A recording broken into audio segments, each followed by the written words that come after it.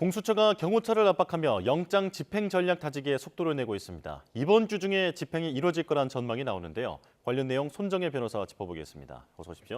안녕하세요. 네. 자, 지난 7일에 영장이 재발부됐으니까 지금 체포영장 재발부 일주일이 지나고 있는 상황입니다. 자, 조금 전에 저희가 분위기를 살펴봤습니다만 어떤 영장 재집행 움직임은 아직까지는 포착되지 않고 있는데요. 자, 공수처 무엇을 기다리는 걸까요? 네, 일단 영장 관련한 유효 기간이 상당히 충분한 기간이 설정되어 있는 것으로 보이기 때문에 예. 시간을 촉박하게 하다보다는 철저한 준비를 통해서 발생할 수 있는 위험성을 모두 제거하겠다 이런 판단을 한 것으로 보이고요.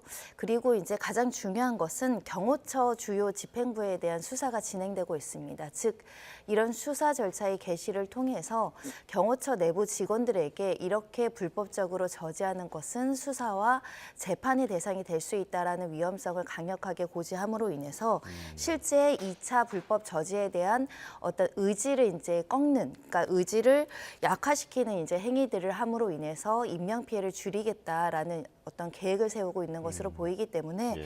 현재로서는 시간이 길어지면 길어질수록 경호처에서는 좀 내부적으로 위험성 그리고 불안감이 이제 고조될 가능성이 높고 오히려 공수처는 이런 불법 저지가 조금 더 균열을 일으키고 악화되는 시점에 들어간다고 한다면 예상되는 충돌의 가능성이 좀 낮아질 수 있다 이런 판단을 하는 것 같습니다. 예. 자, 영장 유효 기간이 정확히 알려지진 않았습니다만 2주 정도로 지금 파악이 되고 있는데 그래서 이번 주가 영장을 집행할 것이다라고 하는 그 전망이 나오는 이유겠죠. 그렇습니다. 왜냐하면 뭐 예를 들면 영장 유효 기간도 있지만은 또 다가오는 명절도 있는데 예. 명절 주간에 집행을 하다보다는 그 전에 정리를 해야 된다라는 판단이 앞서지 않을까 생각이 들고요. 특히 이제 집회나 이런 것들이 여전히 이제 지속적으로 이루어지고 있기 때문에 집회 관련한 인력들도 어느 정도는 좀 교통 정리, 질서 유지 정리를 하고 있는 상황이어서 예. 이것도 좀 정리가 되고 경호처의 불법 어떤 실행의 의지도 조금 약화되고 그리고 관련한 수의부에 대한 책임을 일부 물어가면서 집행을 시도하는 것이 합리적으로 보입니다. 네. 자, 그리고 앞서 짚어주셨습니다만 지금 경호처에 대한 압박이 지금 계속해서 강화가 되고 있는 상황인데 조금 더 구체적으로 살펴보자면 김성훈 차장은 체포 영장이 이제 신청이 됐고요. 그리고 이광우 경호본부장도 오늘 3차 출석 요구가 되어 있는데 10시까지인데 이때까지 안 나오면 또 체포영장을 검토한다고 합니다. 그리고 김신 가족부장도 내일 피의자 소환 통보가 되어 있는 상황인데 자, 이러한 압박이 어떤 효과를 보고 있다라고 볼 수 있을까요? 실질적으로 현재도 효과를 보고 있는 걸로 보입니다. 일단 예. 처장은 2번 출석 통보에 불응하다가 3번째 출석에 응해서 수사를 받았고 자진해서 2차례 소환 조사를 받지 않았습니까? 네. 특수공무집행방해 직권남용 혐의는 공무원들에게 적용되는 범죄 중에 가장 사실은 치명적인 어떤 결과 책임을 물을 수 있는 것이기 때문에 지금 집행 수의부가 이렇게 줄줄이 소환 대상이 되거나 영장 발부 대상이 된다는 것은 경호처 직원들에게 이 문제에 대해서 직접적으로 법적 책임에 대해서 해결해 줄 사람들이 없고 이것을 이 명령을 따르는 것이 위법한 명령에 따르는 행위다라는 것을 결과적으로 보여줄 수밖에 없기 때문에 경호처 내부에서도 많은 반대 의견들이 개진되고 있는 것으로 보이고 강경파의 책임부에 대해서는 우리 부하들을 이제 다치게 할 수 없다 이런 의견까지 나왔다라고 한다면 1차 집행처럼 일사불란하게 체포영장이 불법임을 전제로 무력으로 저지하기는 상당 부분 지금 부담감이 굉장히 높아진 상황이라고 보이고요. 예. 실제 실행을 하는 경우에 막대한 재산적인 피해뿐만 아니라 인명 피해에 대해서 모두 다 책임을 져야 되고 특수공무집행 방해를 넘어서 치상의 문제가 도래하거나 이 공공재산물에 대한 어떤 파괴 부분에 대한 재물손괴 부분도 책임질 가능성이 높아지고 있는 상황입니다. 예.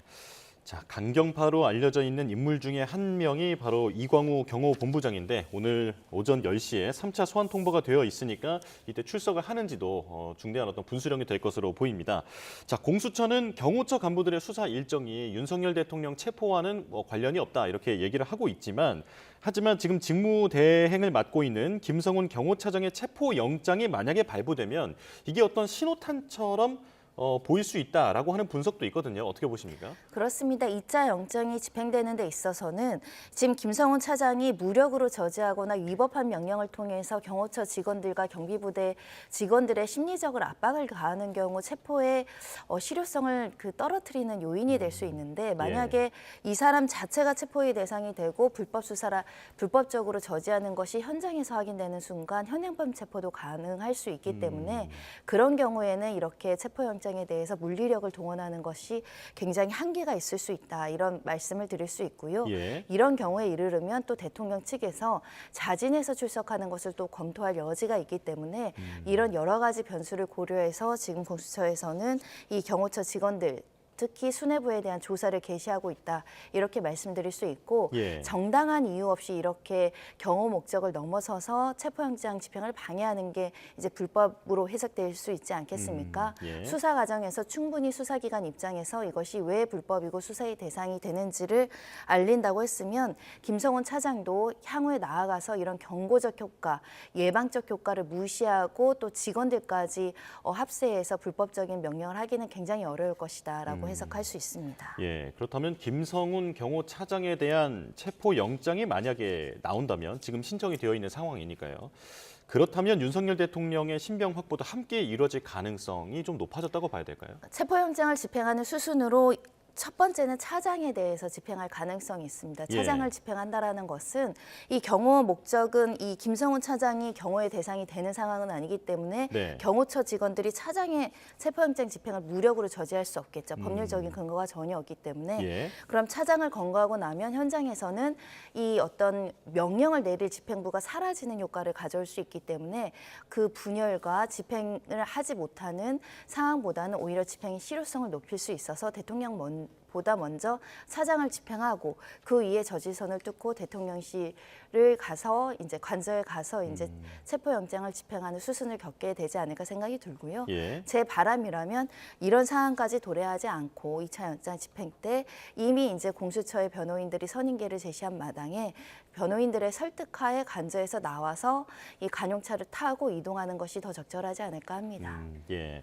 자, 공조보는 영장 집행 계획을 조금 더 구체화하고 세분화하고 있는 것으로 알려졌는데요. 손해배상 제기도 나오고요. 그리고 구상권 얘기도 나오는데 어떻게 하겠다라는 건지 좀 설명을 부탁드릴게요. 새로운 논리를 계획을 수립한다라기보다 공무집행 방해를 하는 경우에는 과거에는 공무집행 방해죄로만 처벌했지만 요즘에는 예를 들면 허위로 이제 공무집행 방해를 하는 장난 전화 신고를 하는 경우에도 처벌뿐만 아니라 손해배상 청구 구상권까지 이제 경찰에서는 수순으로 나가고 있는데 이번 사건에서도 마찬가지로 지금 이제 부상자가 발생을 하거나 이 공공재산물에 대한 피해, 훼손이 있을 수 있습니다. 그런 경우에는 민사상 손해배상액을 산출해서 이 부분에 대해서 연대 책임, 손해배상 책임까지 청구한다라는 계획을 세우고 있는 상황이고요. 특히 장애물 제거에 많은 장비와 인력이 동원되는 만큼 재산적 손해에 대해서도 구상권을 청구한다. 그리고 경호처를 지시해서 불복한 직원이 지금들 심리적으로 압박을 하는 것은 상간의 명령을 불이행했다. 직무유기를 했다. 이런 부분에 대한 처벌이 두려워서 이 체포영장에 관련된 어떤 윗선의 지시를 이행하는 직원들이 있을 수 있는데 이걸 불이행한다고 하더라도 위법한 명령에 불이행했기 때문에 이것을 입건하거나 처벌하지 않고 오히려 선처하는 방안으로 나아가겠다라는 계획을 세운 상황입니다. 그렇군요. 자, 그런 거면 윤석열 대통령 측이 공수처에 이 변호인단 선임계를 제출을 했더라고요. 지난번에는 좀 무산이 됐었지만 이번엔 제출을 한 건데 그러면서 탄핵 심판을 결론 이후에 그 체포 집행을 그쪽으로 미뤄달라라고 얘기를 했습니다. 자, 이건 받아들여질 수 있는 주장입니까? 그러니까 피의자 측의 주장일 뿐 받아들여지기가 어려운 거죠. 상식적으로 어떤 공무원이 징계 절차가 있고 수사 절차가 있는데 저는 징계 먼저 결정받고 수사 받으러 갈게요라고 하는 경우에 수사기관이 수사 일정에 따라서 신속하게 수사를 하는 것이지 징계 결정 여하나 탄핵 심판 여하의 어떤 결정 여부를 기다릴 만한 시간적 여유가 없는 상황에서 수사를 해야 됨으로 인해서 피의자 측의 어떤 우리가 이렇게 하겠습니다에 대한 절차에 구속받지 않고 본인들이 주어진 계획에 따라서 이제 수사를 집행하는 것이 필요하다 이렇게 말씀드릴 수 있고요. 시간적 여유를 주기에는 이미 이제 한 달 이상의 시간이 경과한 상황이고 더군다나 직접 나와서 정당한 이유를 대면서 좀 시간이 필요하다고 한다면 그에 상응하는 어떤 주장을 해야 되는데 탄핵 심판은 그에 상응하는 정당한 이유로 해석이 될 수 없다. 그러려면 압수수색 영장이 집행되게 한다거나 임의로 증거를 제출해서 증거인멸 가능성을 제거했어야 되는데도 불구하고 대통령한테 받아야 되는 증거들은 전혀 임의 제출을 하지 않고 있다라는 점, 더군다나 2차례 압수수색 영장을 가지고 관저에 들어갔으나 또 거부했다는 점에 있어서는 이 탄핵 심판 절차를 이유로 이 피의자 소환 조사 일정을 늦추기는 상당히 어려운 상황입니다. 그렇군요. 그러니까 탄핵 심판 결론 이후로 체포 집행을 미뤄달라라고 하는 것은 법리적으로 보면 받아들여질 가능성이 상당히 희박하다라고 볼 수 있을 것 같은데요. 이게 보통 체포영장 집행 중지를 요구하는 경우에 통상의 사유는 어떤 게 있습니까? 그러니까 체포영장은 법에 신속하고 정확하게 집행해야 한다라고 규정되어 있고요. 네. 다만 이제 피의자가 심각한 질병, 건강상에 굉장히 위험이 있고 수술을 앞두고 있거나 입원할 정도의 건강상의 목적이 있다면 인도적인 차원에서 미뤄줄 수 있다. 그리고 긴급한 이제 뭐 가족이 사망을 했다라던가 상을 치러야 된다라고 한다면 수일 정도 시간을 줄 수 있다. 이렇게 되어 있고요. 특히 이제 굉장히 중대한 오류가 발견된 경우에는 체포영장을 조금 늦출 가능성이 있지만 기본적으로는 체포영장이라는 것은 신속하게 이제 신병 확보와 신속한 수사가 필요해서 발부되는 것이기 때문에 아주 그 중대한 사유가 없는 한 집행을 막지는 못한다 이렇게 말씀드릴 수 있습니다. 예. 자, 그런가 하면 윤석열 대통령의 탄핵 심판이 이제 내일 첫 변론 기일을 열게 되는데 대통령은 내일 출석하지 않을 것으로 보입니다. 자, 불출석 의사를 밝혔다 하더라도 이런 변론은 그대로 진행이 되는 겁니까? 일단 법에는 이렇게 되어 있습니다. 첫 기일에는 피청구인이 출석을 할 의무가 있고요. 출석하지 예. 않으면 다음 기일을 지정해서 한다라고 되어 있기 때문에 변론 기일 14일 날 나오지 않는 경우에는 16일 기일로 이제 변론 기일을 실질적으로 진행할 수 있어서 14일은 공절될 가능성이 많고 현재로서도 오늘 날짜 기준으로 헌법재판소에 피청구인 측이 구체적으로 서면으로 어떤 답변이나 내용을 정리하지 않은 것으로 확인이 됩니다. 지난 2차 준비기일에 중계된 그러니까 녹화된 어떤 준비기일의 영상들을 보신 분들은 아셨겠지만 입증 계획에 대한 촉구가 있었고 예. 서면으로서 답변을 하라라고 헌법재판소 재판관들이 이야기를 했음에도 불구하고 관련돼서 입증 계획이 방대하고 순차적으로 제출을 하겠다라고 했지만 오늘 날짜로 접수가 되지 않았다는 것은 향후 14일까지도 모든 어떤 주장과 입증과 증거 계획이 정리되지 않을 가능성이 매우 높습니다. 예. 그리고 이렇게 주장과 입증 계획이 정리되지 않은 상황에서 피청구인이 나온다 한들 구체적으로 구두로 입장을 설파하기도 시기상조라고 해석되기 때문에 14일은 나오지 않을 것으로 보이고 16일도 나오지 못할 것으로 예상되는 상황입니다. 그렇군요. 자, 그런가 하면 이제 오늘 오후에는 한덕수 국무총리의 탄핵 심판 첫 심리가 열립니다. 양측의 쟁점이 뭔지 다시 한번 정리해 주실까요? 그렇습니다. 일단은 피청구인 측에서는 절차적인 문제를 거론할 가능성이 굉장히 많아 보이는 상황입니다. 예. 아직 구체적인 답변서가 제출되지 않아서 어떤 쟁점을 거론할지는 조금 더 지켜봐야 되겠지만 의결 정족수와 관련해서 국무총리 의결 정족수냐, 대통령 의결 정족수냐 이와 관련한 권한쟁의 심판까지 지금 제기되고 있는 상황으로 보이기 때문에 예. 이런 절차나 의결 정족수에 대한 문제도 가장 중요한 쟁점으로 떠올 가능성이 있고요. 특히 헌법재판관 2인에 대해서 임명 권한을 행사하지 않은 것이 헌법상의 의무를 방기한 것이냐, 그 부작위의 문제가 이제 탄핵 사유로 거론될 것인가의 문제가 있는 것이고, 예. 지금 소추단에서는 이 국무총리가 그 당시에 비상계엄과 관련해서 국무총리로서 해야 될 방지할 의무라든가 비상계엄의 위헌 위법성을 알면서도 이것을 방조했다라든가 관련해서 국무회의 심의를 적절하게 하지 않았다던가 여러 가지 이제 위법하거나 직무 위반 사항을 정리하고 있기 때문에 헌재에서 실제 어떤 탄핵 사유로 쟁점을 잡을 것인지 어떤 증거 계획을 세울 것인지 한덕수 총리도 경찰에서 소환돼서 조사를 받은 것으로 알려지고 있습니다. 그 수사 기록을 확보할 것인지 여러 가지 이제 증거 절차와 관련한 논의가 이루어질 것으로 보입니다. 예.